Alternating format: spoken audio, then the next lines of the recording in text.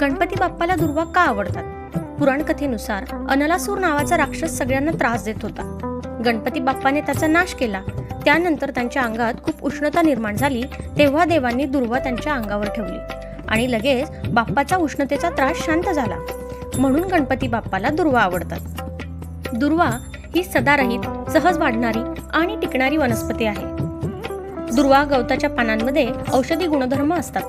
त्याने उष्णता कमी होते आणि मन, शरीर शांत राहते. दुर्वा वातावरण शुद्ध करण्यास सुद्धा मदत करते.